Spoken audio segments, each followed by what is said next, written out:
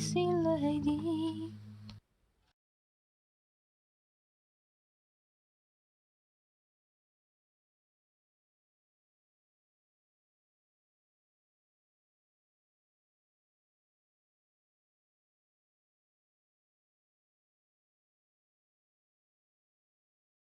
Hi there, this is Joanna from the channel JCLady, Alternative Education.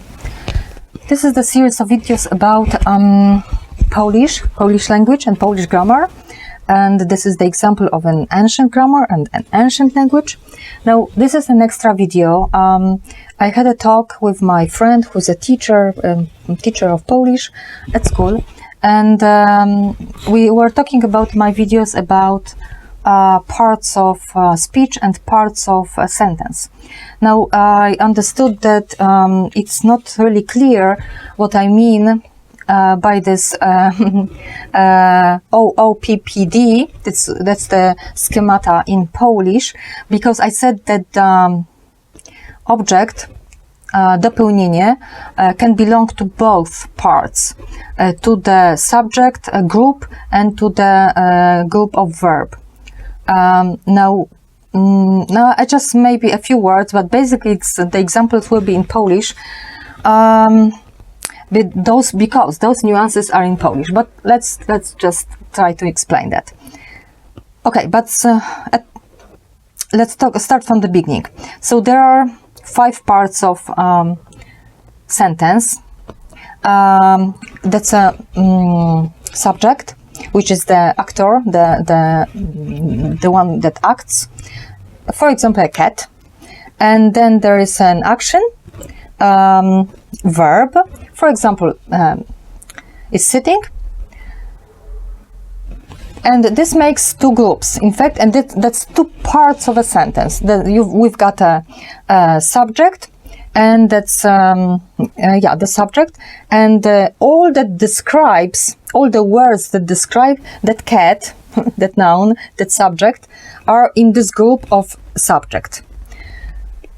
Now, action, verb, is sitting. We can also describe more. So we can add some words. We can say, is sitting on a chair. And that's in Polish okolicznik. And that's a kind of adverbial, all right? Because it's saying like where the action is taking place. Now, that's more or less fine, usually understood quickly, but the problem is when we want to add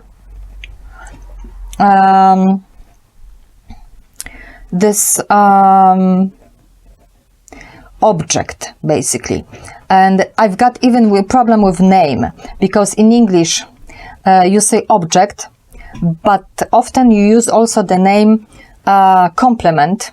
And in French there is a name such as complément d'objet direct. Now, what is it for me? That's kind of it's in Polish we say it's buttered. So when pleonasm, when you say something, 2 names for one thing. But I will get back to it in a moment. Anyway, normally dopełnienie, that should be the object in Latin or English or French grammar, and it would be for example, in the sentence, a cat is sitting with me. So that with me would be an object. Or I give food to a cat. But let's maybe make it quicker and shorter. I give food. So I is subject, give is the verb, and food is object. And that would correspond to dopełnienie in Polish. But I don't understand why sometimes you just use this complement. So like something completing. But the completing, it would correspond directly to the name dopełnienie. Now, if we've got that sentence, I give food, so that's quite easy.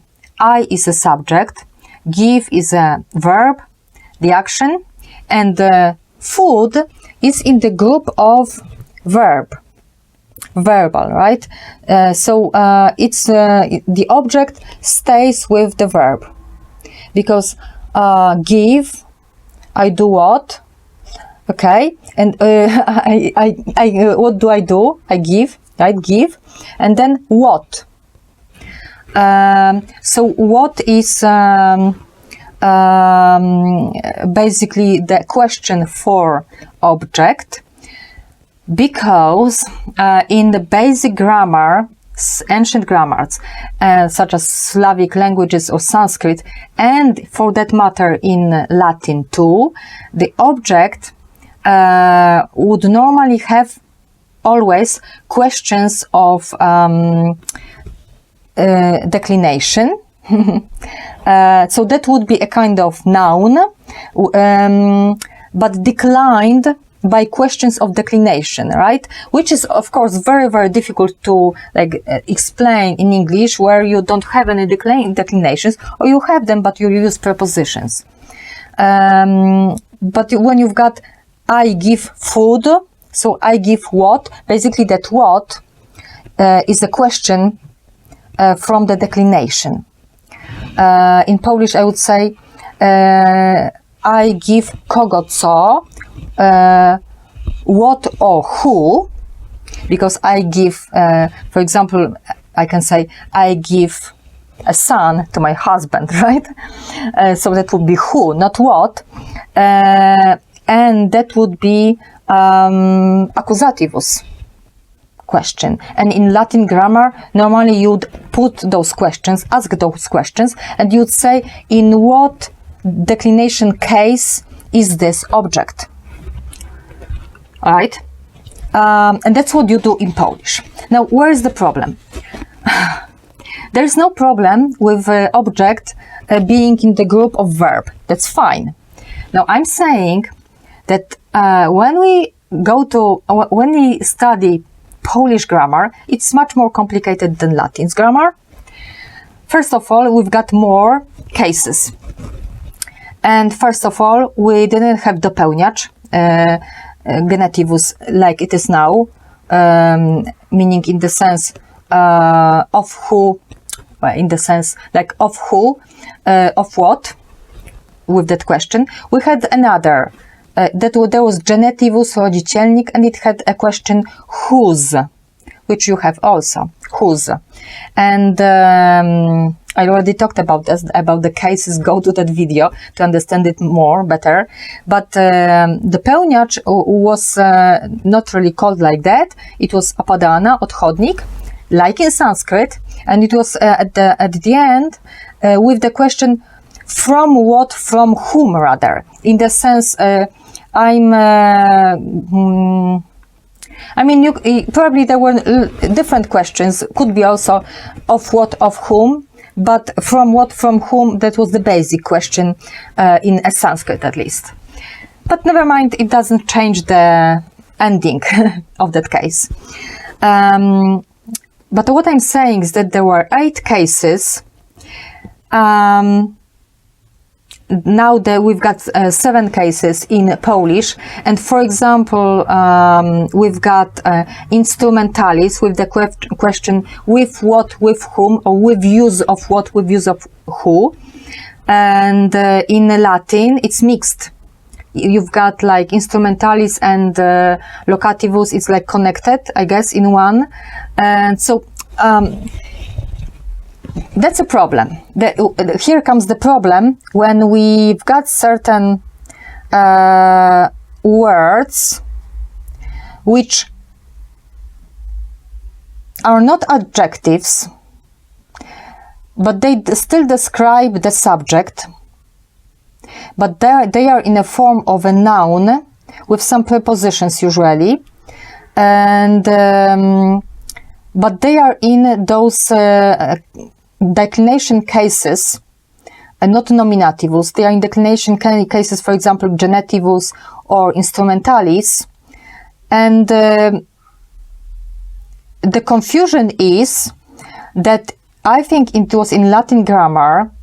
The confusion is that there is a interdiction, like there is a, you cannot put dopełnienie, object, together with subject. All right? So that makes a problem for sentences such as, for example,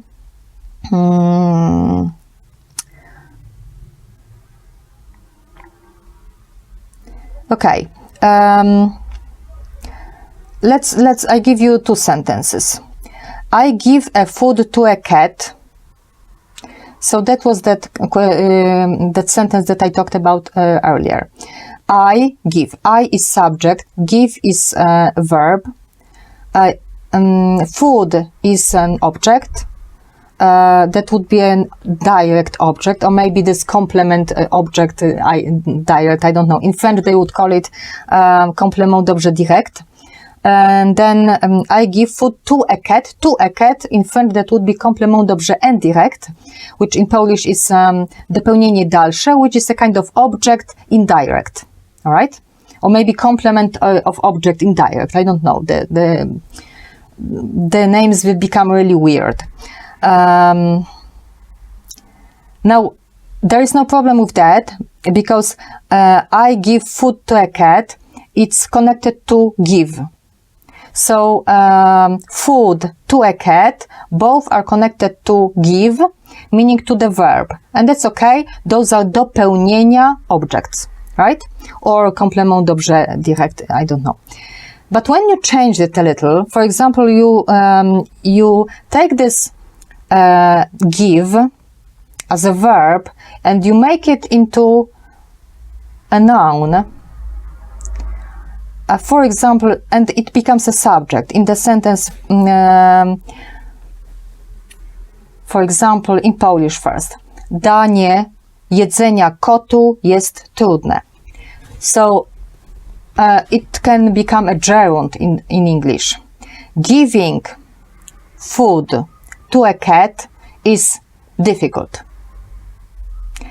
So you've got the same objects, in fact, the same words, but you change that, meaning the give, the verb went to a subject, giving, and it's a subject normally. At least in Polish grammar, we would say giving, danie, dawanie, that would be subject normally. I don't know, maybe they changed something in the grammar, but the things are getting really weird now. They just add every year another conjugation, and then they invent new names for przydawka and whatever.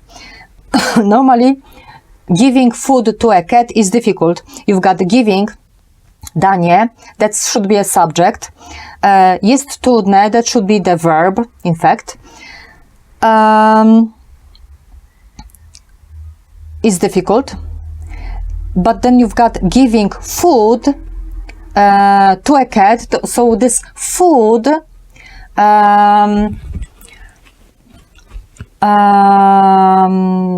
this food is in the cases of declination, not nominativus and not vocativus. It's called przypadki zależne. Those are other cases of declination than nominativus and vocativus. So, and it's not an adjective, right? So basically, that should be an object, but it's attached to a subject.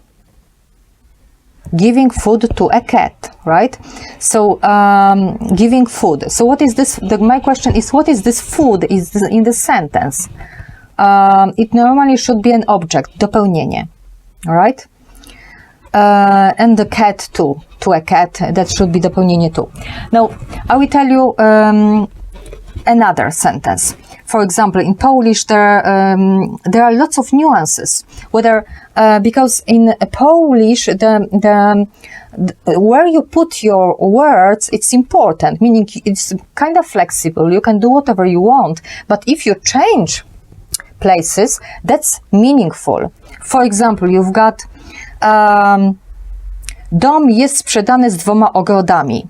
A house is sold, it's a passive, right? A house is sold with 2 gardens. What does it mean? The focus is on the fact that it was sold not without 2 gardens, but with those 2 gardens. Maybe it could be sold without 2 gardens, all right? And it's a normal question, not normal sentence. A house is a subject. Jest sprzedany, that's is sold is a verb. Z 2 ogrodami, that's an object. And it's in the group of a verb. Jest sprzedany z kim, czym. That's an object, and it's normally instrumentalis case, question, instrumentalis case. But then if you change it and make it like simpler, dom z 2 ogrodami jest sprzedany. So in this sentence, a house with 2 gardens is sold. In Polish, it's different. I see the difference even in English. But in Polish, when you say dom z 2 ogrodami jest sprzedany, a house with 2 gardens is sold, it would mean that you cannot sell it without those houses, because that's a one. Dom, a house with 2 gardens. But what is it with 2 gardens? A house is a subject. With 2 gardens, what is it, I'm asking? What is it? Would you ask what kind of house? In Polish, we would have to ask, because it's connected to a subject, a house. How is this house? Jaki? But you cannot really do it. It's not really jaki. It's like house with what, with who. It's an instrumentalis case, and normally it would be dopełnienie, just like in the previous sentence. A house is sold with 2 gardens, and that was the dopełnienie object. So now when it's attached more to the subject, so we say what? It doesn't belong to the subject group? It should. Because it's not the same meaning for that sentence, it should be differently put. And those are such problems, right? Yeah, and there are lots of other problems. Like, for example, in Polish, we've got Anne with Ella went to the store. And I cannot even explain it to you, because went in Polish, it could be in plural or singular, and even gender changes. And depending on that, it's kind of changed. Meaning, Anne with Ella went to the store. You could say that Anne with Ella, this is the big subject. We do this in Polish. We would say, okay, so they are together, those girls. It's like Anne and Eva went. If this is plural, that would be the subject. But if I put singular, meaning Ania poszła do sklepu z Elą. Okay, I think I mixed up a little. In Polish, when you've got Ania z Elą poszły do sklepu, so normally now you say this is a long subject. But I believe that you could say that z Elą with Ella is an object. Okay, maybe you will look at the examples. Maybe I messed up a little. Anyway, and if you've got that other possibility, Ania with Ella went to a store and there is only singular, then with Ella would be the object, because we could connect it to the verb. All right? I think it's difficult to explain in English. Look at examples, right? Now in Polish, okay, wait. Okay, and I guess the last thing is that my problem is that I think that it all started with Latin, because Latin just don't have some cases. In Polish, we've got, normally we had 8 cases. Now we have 7 cases. And we have instrumentalis separate from locativus. That's 2 different cases. And there are words which are with like answer the question of instrumentalis, and they look like an object, and there's a problem with those sentences because when they are connected to the subject because we don't know what to do with it, right? And we don't know what to call it, since object should not be in the group of subject, right? And I gave you those examples. Just look at the page. Now in Polish, to kind of understand, like, so what's the problem? Like, we've got Latin gave us that grammar, which is too simple for Polish. So I think the story was like that. Because in old grammars, like for example of Professor Schober, we've got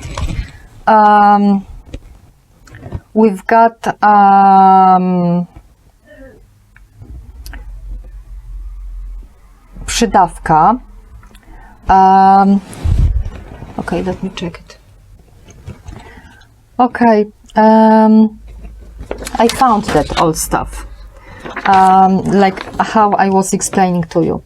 But yeah, let's talk about this attributum, all right? So in Polish, we had a problem with some words which were kind of leftovers of the true Genetivus with the question whose, and with yeah, that's the most important.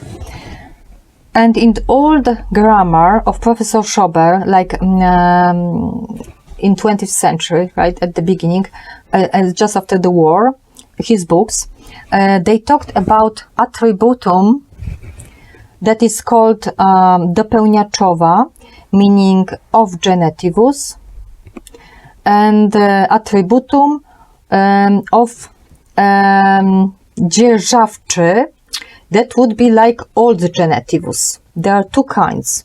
Why? Because this attributum of Genetivus of nowadays, the question is of what, of who, and we have such words, they are nouns, like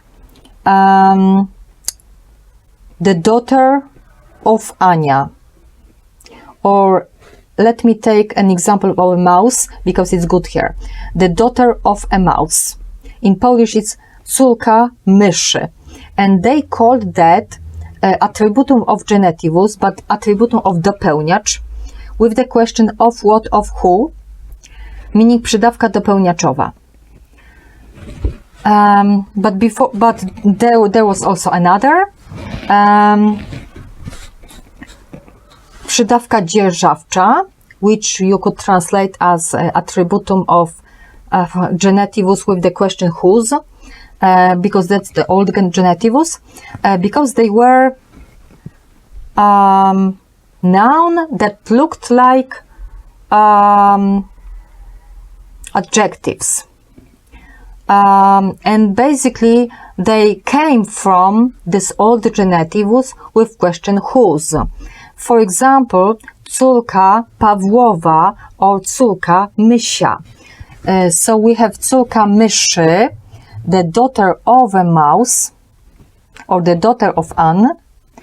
But then there is also a daughter, and now I don't know how to say it to you, because this is kind of adjective. The form is mysia. It's not myszy, the nowadays Genetivus. It's the old Genetivus, mysia. Before, I think it was Myshin, Pawłowa, Mysina, etc. But basically, the problem is that I think at the beginning there was those words mysia, kocia, and it looked like an adjective, but you couldn't really put the question how it is like, what is it like, jaki, jaka, jakie. You had to put the question whose. But whose was the question of rodzicielnik, the old Genetivus. So that got all mixed up, and they made this weird thing called przydawka dzierżawcza, przydawka dopełniaczowa, which to me is really weird, because when you do dzierżawcza with question whose, or with dopełniaczowa with question of what, of who, the problem is that those words look like exactly like objects, meaning like dopełnienie. So why do we get the new name and put it as a przydawka, Attributum of Genetivus? That's weird, and that looks like an object. The easier way would be to just to say that an object can be on the side of in the group of subject, subjectum, or in the group of predicatum or verb, right? Now I showed you that in English that you also have a problem. For example, here, a single mother of John normally is an object, okay? Now, and here, goes with me to a store. So, here, with me is object, objectum, right? But here, mother of John is also object that should be called an object, right? Now I think there is a mess in Latin and English because I couldn't really find what is the name for that. It should be called an object, meaning dopełnienie. But in Polish, this of John, meaning whose, basically, or John's with apostrophe would be whose, yeah. In fact, Misia, that would be that. John's or of John. We call it Attributum of Genetivus or of rodzicielnik, right? Of dzierżawczy.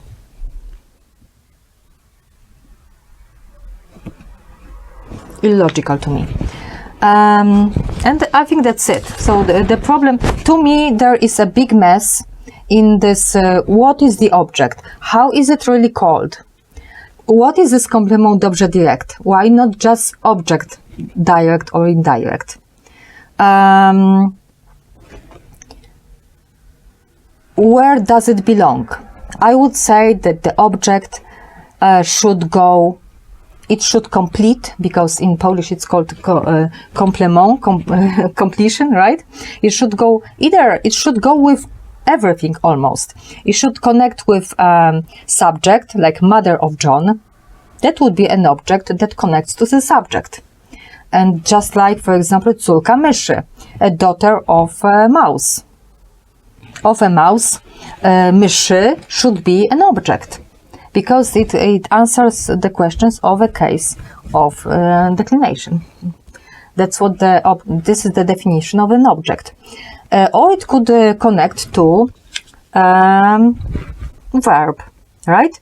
Goes with me, with whom, with who. That's an object, right?